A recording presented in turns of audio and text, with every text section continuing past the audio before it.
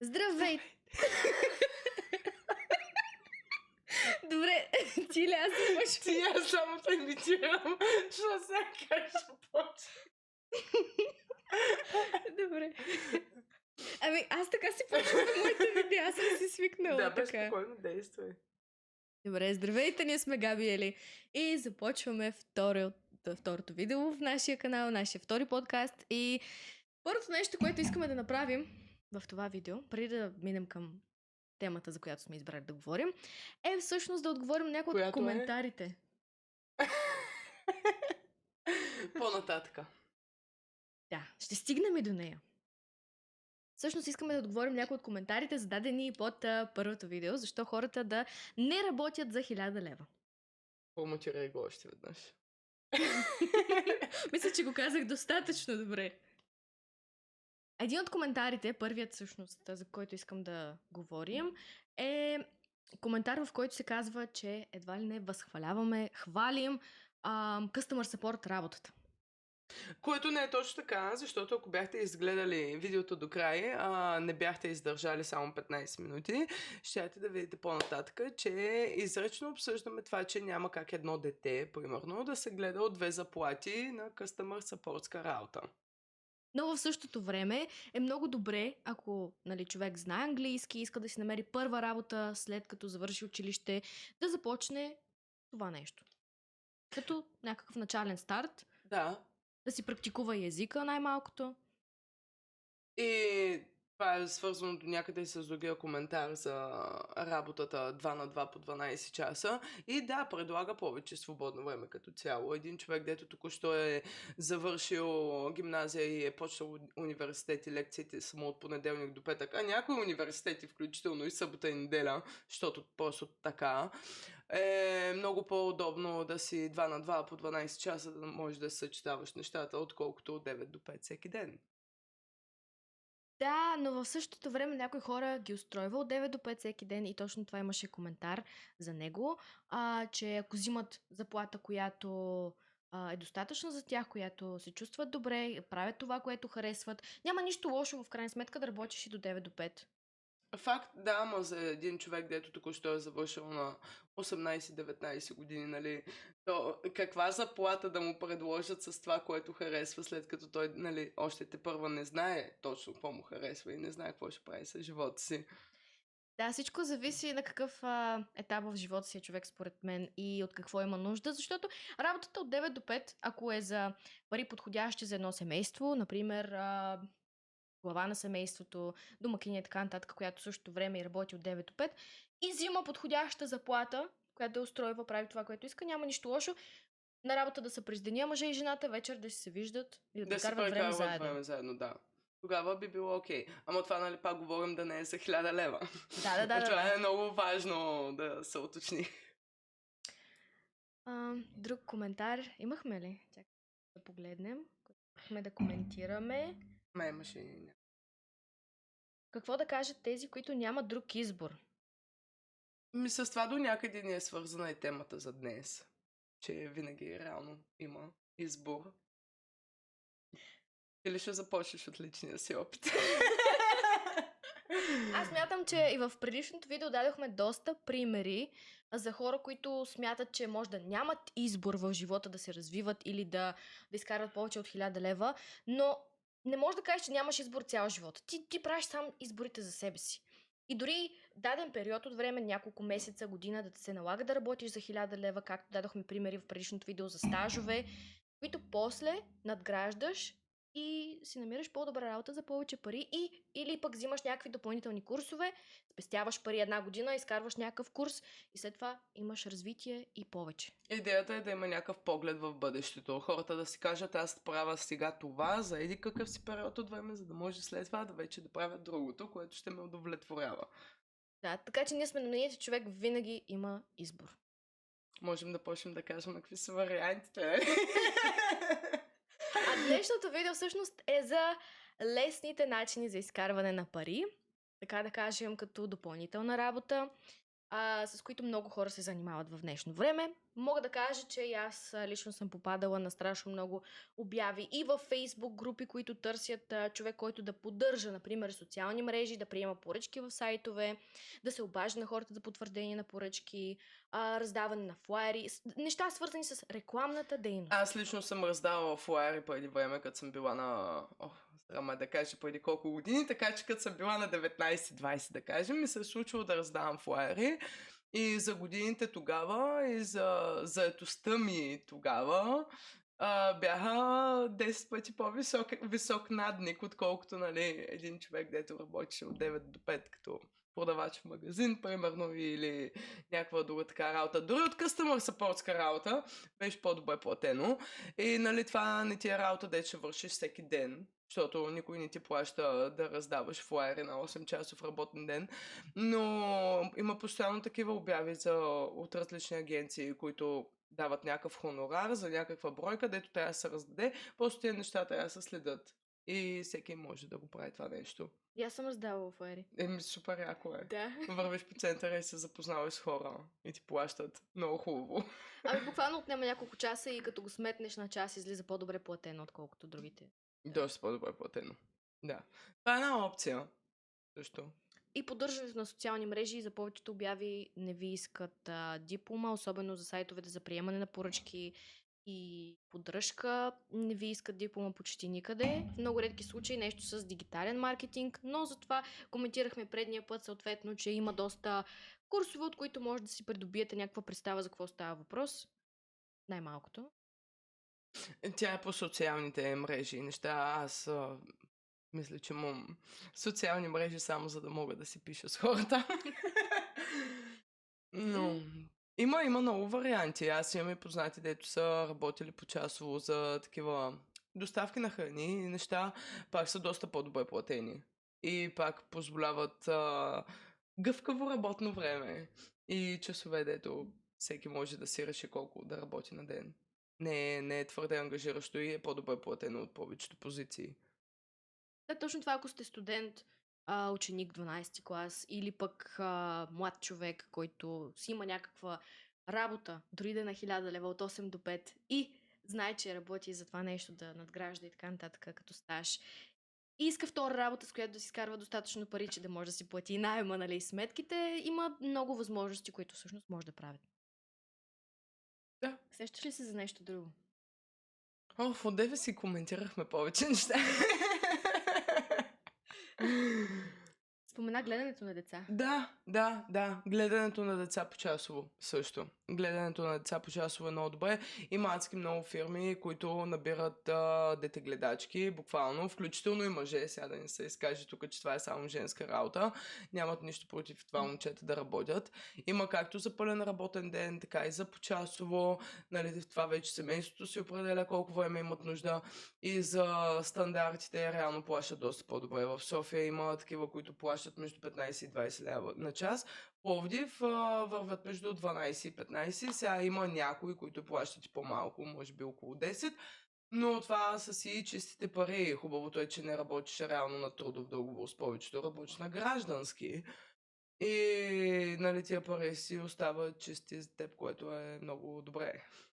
Нали, това пак е по-добре платена работа, отколкото другите. Дори ако искаш да е от 9 до 5 пак е по-добре платено. Ама точно това е, че ти казваш, дори 10 лева на час плащат. Много хора работят за 7, 8, 9 лева на час. И надолу, да. Сигурно това си тия дет казва, че нямат избор. Опа. Сигурно ще кажете пак, че беше твърде грубо, ама реално има избор. Винаги може да гледате деца, винаги може да раздавате флаери, винаги може да правите други неща.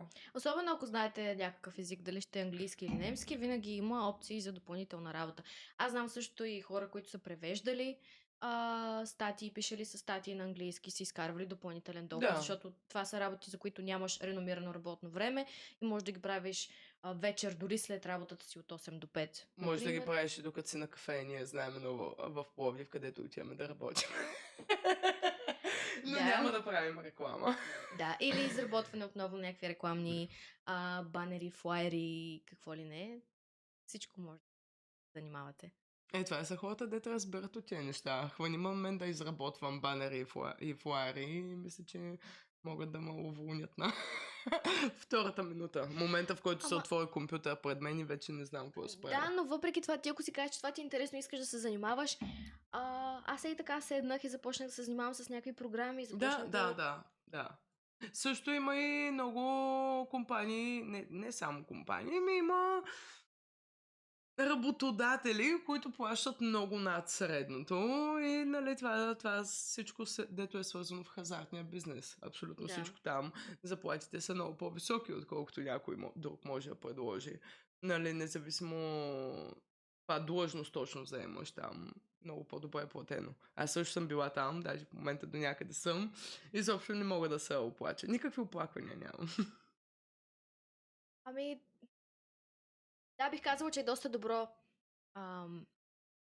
добра работа относно заплащане. Може би, ако нямаш амбиции да се издигаш по-нагоре в веригата, ако си крупие или нещо на по-стартова позиция, много дълго време не бих казала, че пак имаш поле за изява, поле за Не, то развитие със и сигурност всичко. всеки, дето почва някаква работа, трябва или да е с идеята да се развива в това нещо, или да е с идеята, че е само временно, докато си прави другите неща. Да. Да. Добре, да приемем, че това е един доста добър вариант, макар че за това няма почасово.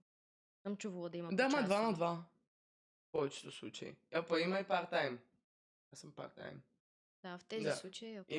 Има и оферти за парт-тайм, но дори да не е парт-тайм, пак в повечето такива позиции смени се по 12 часа. 2 на 2. Което пак означава повече свободно време. Да, съгласна съм. Благодаря. Това ми е любимото изречение, което мога да чуя. Да, права си. Съгласна съм. Направо мете и така почва ми капи по душата, хора.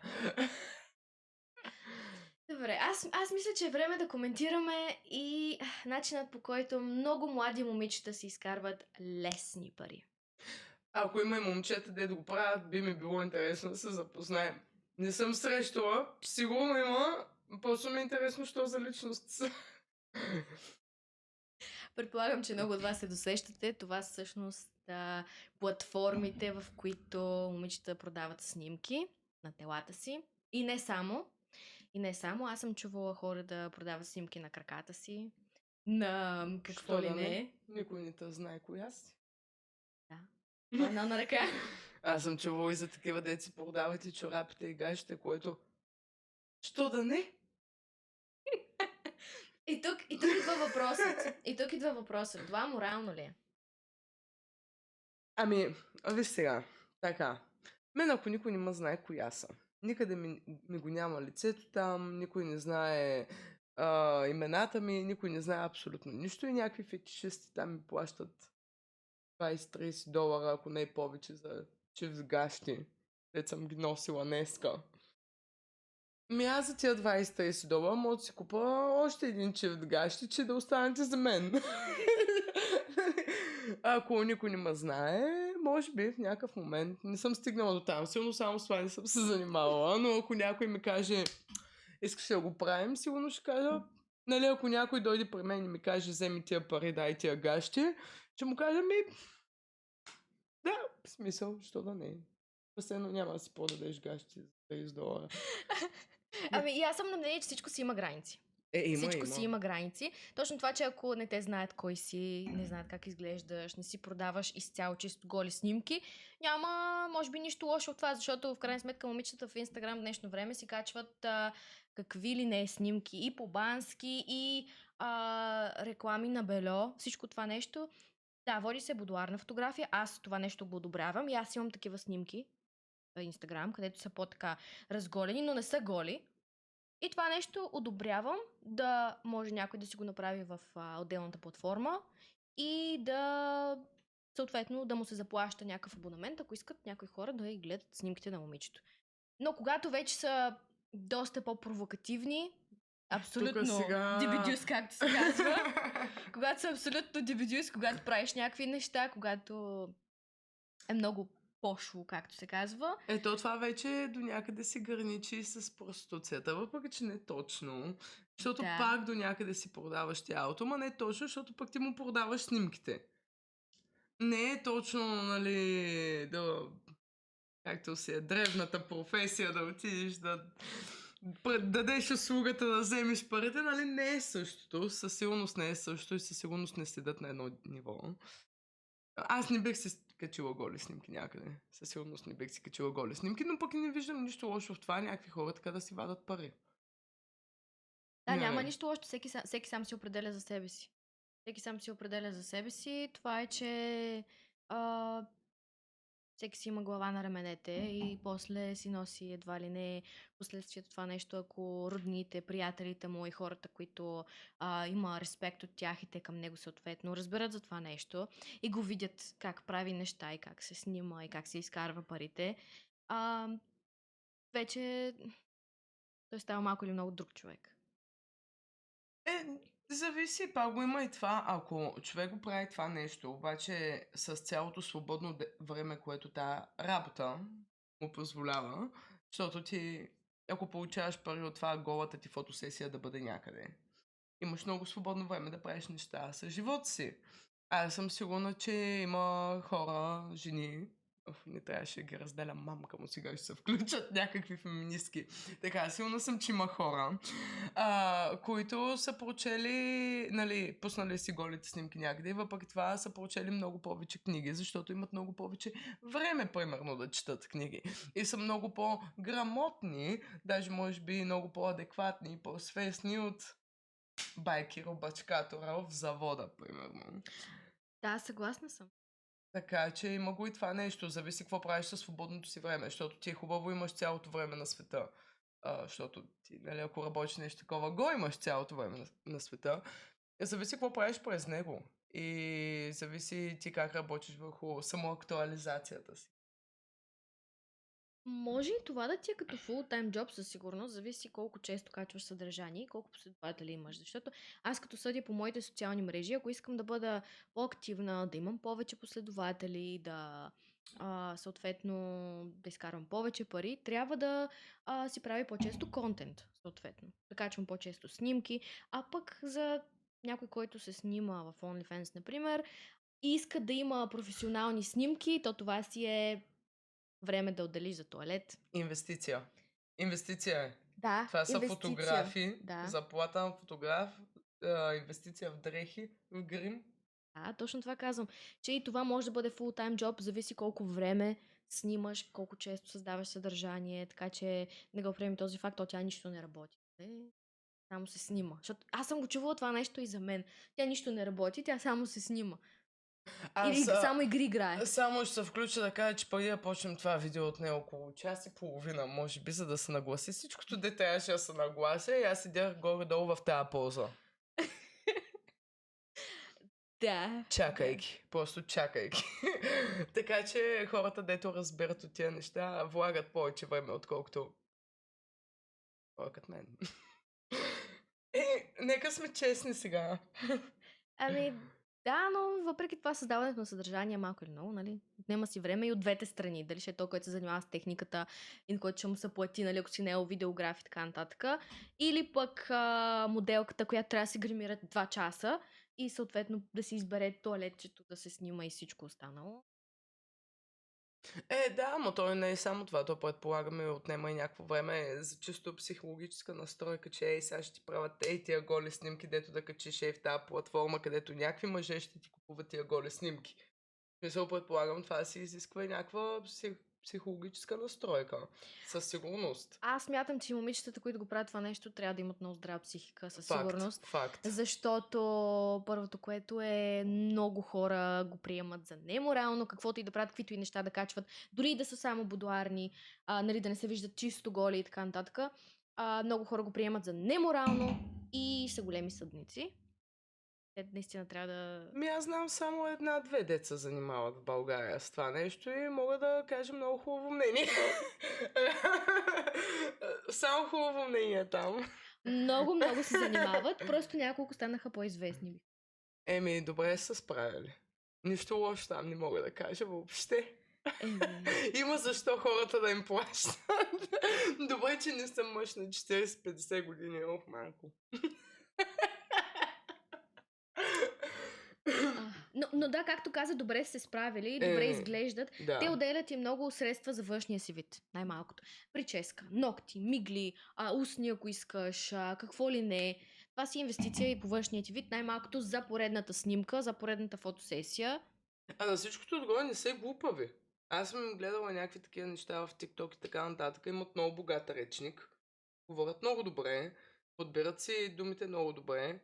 И реално им личи, че четат всъщност и че се занимават и че не е само вземи тази снимка, дай тия пари. Реално имат какво да кажат, имат какво да покажат и как да повлият на другите хора. Според мен това е важно. Защото ние познаваме много такива с малко по-различната древна професия, дето миличките, ако тръгнеш да си говориш с тях, малко трудно ще довършите изречението. Но тези мацки, добре, аз нищо лошо наистина не мога да кажа. Много е важно това. Да, съгласна съм. Точно това ги разграничава от другото. Първото, което е. Няма едното нищо общо с другото. Но то е изцяло онлайн. Както се. Да. Аз ти първа навлизам в онлайн нещата. Не знам какво значи изцяло онлайн. Освен това, иска да коментираме и къщата на инфлуенсърите последния сезон. Не и последния, той в първия сезон имаше момиче от OnlyFans, където специално последния сезон хората от къщата, останалите, набедиха момичето, че това, което прави е супер неморално и инфлуенсърите трябва да показват, нали, по-стойностни неща на хората. Батките деца ги събрали там ли, ще ги показват тия стойностни неща. Бих казала, че имаше точно батки сега в втория сезон.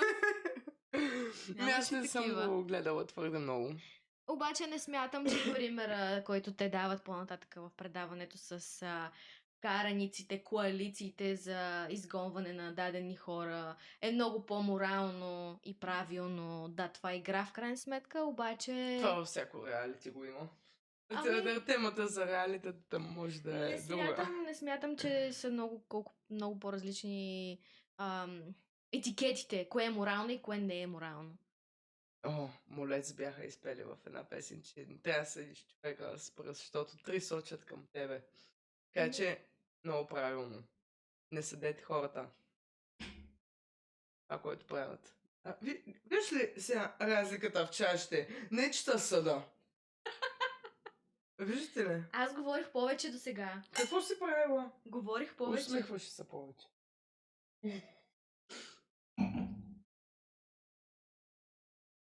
И си показала повече.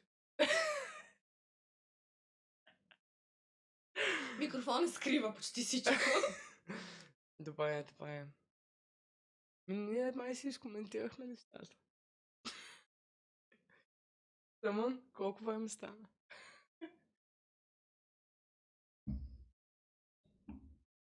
Да, относно морал, наистина не смятам, че някой може да сложи конкретен етикет, кое е морално и кое не. Може, аз мога да сложа. Трябва да живееш така, както намериш за добре, стига да не пречиш на другите. Това е морала. Да, ако твой начин на живот по някакъв начин почне да пречи физически или психически или емоционално на другите хора, тогава вече спира да бъде морално. Така че... И това го има. Мога да сложа граница. Чисто теоретично, мисля, че така трябва да е, поне в моята глава. Много хора слагат етикети на морал за голотата, но аз смятам, че не само на това трябва да има. Те да четат етикети за морал са израснали с чалгата. С ретро чалгата. С голотата там. Да, не сме коментирали голотата в чалгата. Всички на Балканите сме израснали с голотата в чалгата. Те сега решиха тук, дето си спът на песните на Камелен, Десислава, още от такива малки, защото мама и тати са ги водили по кръчмите да спът. Знаем как е, не са правете. Са израснали с това нещо и сега тук четат морал, че не трябва да се показва голота. Какво не трябва да се показва? Вие с това сте израснали, бе. Да, съгласна съм за това нещо. Добрият пример за музиката, която България прави и излъчва. Сега има хора, дето никога не са слушали чалга, никога не са ходили на чалга, дето реално го отричат това нещо, което, нали, те може би до някъде биха имали право да съдат това нещо. В смисъл, те си против това, което чалгата, нали, на което учи хората. Те винаги са били против това, дори в пубертетските си години, което, нали, беше рядкост някой да е против това. Аз, между другото, бях там в някакъв момент, бях много депресирано дете. След това се появи чалгата и ми оправи живота. Аз не слушах чалга, докато не завърших всъщност. Да, Не да. слушах чалга, докато не завърших. И че И аз- първата ми чалга беше с теб. Аз израснах основно с рок и метал, после нещо се обърка, след това пак се обърка и в момента пак съм на рок и метал основно. Но да, хора, дето никога не са слушали чалга и винаги са отричали тази култура, малко повече могат да им влезна в положение за това да изказват по-крайно мнение и да съдят малко повече. Ма хора, дето ходят на чалготеки и слушат чалга и се радват на този начин на живот, да тръгнат да казват на някоя готина мацка, що работиш в OnlyFans, това е неморално. Нали, този човек по-добре да се затвори устата, защото не е в позиция въобще. Ама и в днешно време момичетата и по улиците, като ги видиш, едни такива къси потничета, само сутенчета, работи, къси полички, това Абе, нашите пак поне изглеждат добре. Ти да видиш в Англия и в Америка, като се носят с тези къси потничета и полички, как изглеждат там.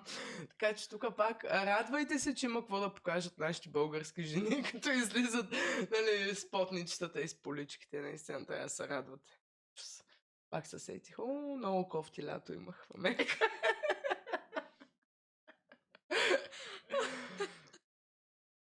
някой път ще си говорим и за боди шейминг и нещата. Ей, там вече има мнение.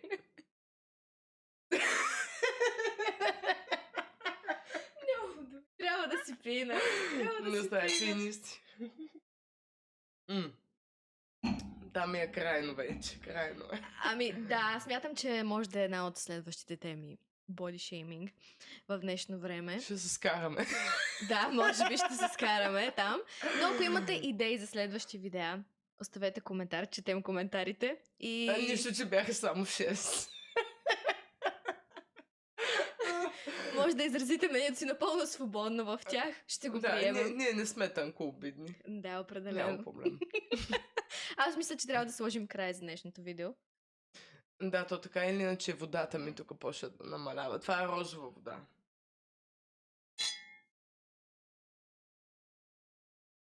Богом. До скоро. Дано сте щастливи. Сега докато го спре. Аз пак си да в тази пауза.